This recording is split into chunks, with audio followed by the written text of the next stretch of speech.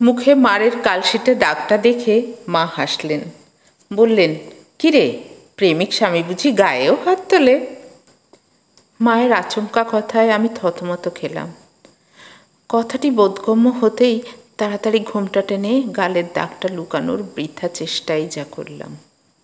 মা তো ততক্ষণে যা দেখার দেখেই ফেলেছেন। মায়ের কথাটা বাবার কান অবধিও যে আরামসে চলে গিয়েছে তার বুঝতে বাকি রইল না আমার। কারণ বাবা আমার সামনেই বসে বসে চা খাচ্ছিলেন। কথাটা শুনেই তিনি আর চোখে আমাকে পরখ করে নিলেন। সত্যি কি মারের দাগ পড়েছে? আমাকে চুপ থাকতে দেখে মা আবারও প্রশ্ন ছুড়লেন, কিরে, তোকে মারে নাকি? এবার জবাবটা দিলেন বাবা, তাও ভীষণ তাচ্ছিল্যে। উত্তর দেবে কি? শখ করে বিয়ে করেছে না, এখন মারলেও বলার মুখ আছে নাকি ওর? বাবা মার কথা শোনেনি, এবার ফল ভুগবে। আমি নতজানু হয়েই রইলাম। সত্যি তো, বলার মুখ আছে নাকি আমার? ভালোবেসে বিয়ে করেছি, সে ভালোবাসার দুর্নাম কিভাবে করি? এই ছেলের সাথে বিয়ে দেবে না বলতে টানা 3 দিন আমি না খেয়েছিলাম। মা তো একদিন রেগে আমার হাতে গরম খুন্তিও লাগিয়ে দিয়েছিলেন, কিন্তু আমি আমার সিদ্ধান্তে অটল ছিলাম। এই ছেলেকে ছাড়া আমি বাঁচব না জানিয়ে দেবার পর মা বাবা অনিচ্ছা সত্ত্বেও আমাকে বিয়ে দিয়েছিলেন। এক সময় যে ছেলেকে ছাড়া বাঁচব না বলেছিলাম, আজ কিভাবে বলি যে এই ছেলের সঙ্গে থাকলে এখন আমি আর বাঁচব না? বলার সত্যিই যে আমার মুখ আর নেই। সেদিন ভালোবাসা ছিল, তাই কণ্ঠে জোর, বুকে সাহস ছিল, কিন্তু হাত যে চারপাশে কেবল আফসোস। আফসোসের জীবনে জোর থাকে না, সাহসও থাকে না, থাকে কেবল হতাশা। কথা আর বাড়ল না। বাবা ড্রয়িং রুম ছেড়ে নিজের রুমে চলে গেলেন। মায়ের ঠোঁটে তখনও ওই কেমন হেও করা হাসিটা লেগেই ছিল। আচ্ছা, মা কি খুশি হলেন? তার কথা শুনিনি বলে আজ এমন চিতায় জ্বলছি দেখেও কি নিজেকে বিজয়ী ভাবছেন?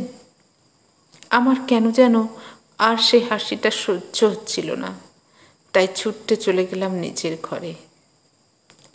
আজ বুধবার। সাহেল, আমার স্বামী, আমাকে নিতে এসেছে। তার সাথে ঝগড়া করেই বাবার বাড়িতে এসেছিলাম। ঝগড়া বলা যায় না, বলা যায় অসহনীয় মারের হাত থেকে বাঁচতেই আমার এখানে পালিয়ে আসা। বিয়ের পর প্রথমবার এসেছি বাবার বাড়ি, তাও 7 মাস পর। বাবা মা কখনো আমাকে আনতে যায়নি, আমিও আর লজ্জায় আসতে পারিনি।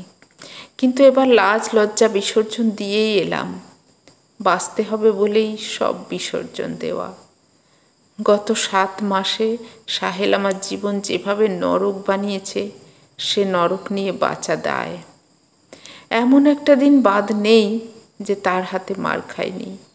ব্যথায় কতবার জ্ঞান হারিয়েছে তার হিসেব আজ থাকুক। বিয়ের আগে যে সাহেলকে চিনেছিলাম, জেনেছিলাম, সে সাহেলকে আর খুঁজে পাইনি আমি বিয়ের পর। যত্নশীল সাহেল রূপ বদলে হয়ে গিয়েছিল পাষাণ। ততদিনে অনেক দেরি হয়ে গিয়েছিল, অনেকটা। মা সাহেলকে তেমন আপ্যায়ন করলেন না।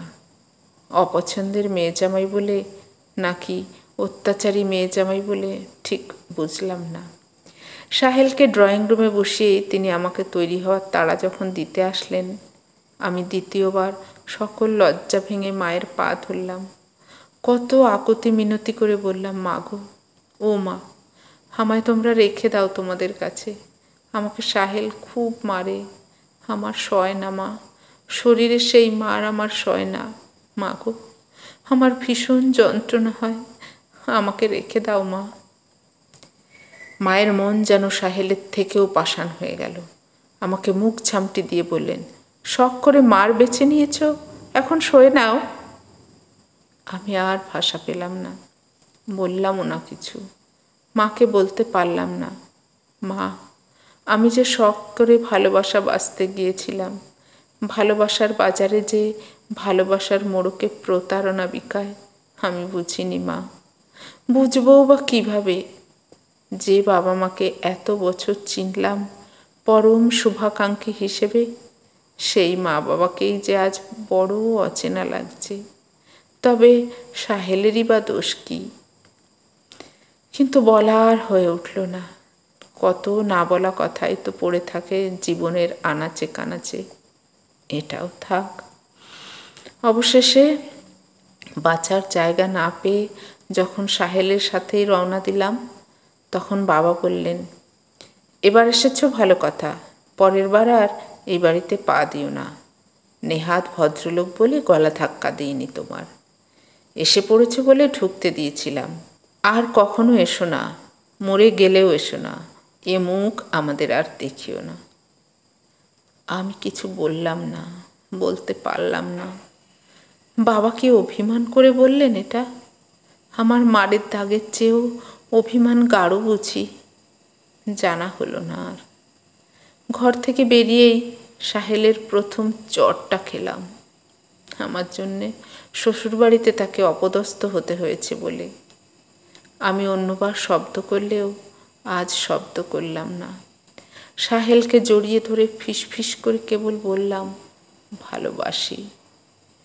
সাহেল বকল, গালিগালাজ করলো অকথ্য সব ভাষায়। বলল আমি নাকি নাটক করে ভালোবাসি বলেছি।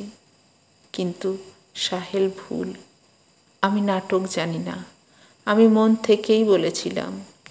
সাহেল দূরের মানুষ হয়েও একটা সময় আমাকে অনেক ভালোবাসা দিয়েছিল, কোনো কারণ ছাড়াই। আজ সময়ের পরিবর্তনে সে পাষাণ, কিন্তু এক সময় তো ঠিক যত্নশীল ছিল। যেখানে রক্তের বাবা মা আমাকে বুঝল না, সেখানে সাহেলের এই এক সময়ের ভালোবাসা তো উপরি পাওনাই ছিল আমার জীবনে। তাহলে তাকে তো ভালোবাসি বলতেই হয় কৃতজ্ঞতা স্বরূপ। আজ শুক্রবার, রাত কটা হবে? আনুমানিক 3:30। অঝোর বৃষ্টিতে ভিজছি আমি, শীতল চারপাশ, ছাতা ধরার কেউ নেই। অথচ এই বটগাছটার নিচেই আমি আর সাহেল আড্ডা দিতাম। বৃষ্টি হলেই আমার ছাতা হতো আমার সাহেল। অথচ আজ আফসোস, কাল যখন সবাই আমাকে দেখবে তখন বলবে হা হুতাশ করে, এত হাসি খুশি মেয়েটা আত্মহত্যা করলো, আহারে। অথচ কেউ জানবে না কত কান্নার গল্প লুকিয়ে আমি হাসতাম। আচ্ছা, বাবা কি আমায় দেখতে আসবে একটিবার? বাবা শুনছো? তোমার রজনী তার এ মুখ আর দেখাবে না। এবার তুমি খুশি তো বাবা? তুমি জিতে গেছো বাবা। তোমার রজনী ভুল মানুষ বেছে নিয়েছিল জীবনে, তোমার কথা শোনেনি, তাই তার এই হাল। তুমি বিজয়ী বাবা, রজনী তার শাস্তি পেয়েছে। খুশি তো এবার? আর মা, তুমি খুশি তো? সাহেল, তুমি কি একবারটি কাঁদবে আমায় ধরে? মিথ্যে করে হয়তো কাঁদবে। সবাই বাঁচতে চায়, সাহেলও বাঁচতে চাওয়ার জন্য কাঁদবে, নিজেকে বেচারা প্রমাণ করার জন্য কাঁদবে। আর কেউ না জানলেও সাহেল জানবে আমি মরতে চাইনি। সাহেল রাগের বশে আমার তলপেটে এত জোরে আঘাত করার পরেও আমি বাঁচতে চেয়েছিলাম। সাহেল আমাকে হসপিটালে নিলে হয়তো বেঁচে যেতাম। থাক সাহেল, তুমিই বেঁচে থাকো, ভালোভাবে তুমি বেঁচে থাকো। আমি না হয় আজন্মকালের মতন ভালোবেসে পাপী হয়ে ঘুমিয়ে থাকবো আধার কবরে। সাহেল, ভালোবাসা সবসময় নতুন থাকে না কেন বলো তো? তাহলে তো আমার সাহেল আমারই থাকতো বরাবর। সাহেল শুনছো? পরের বার ভালোবাসলে মেয়েটার একটু ভরসা হয়েও।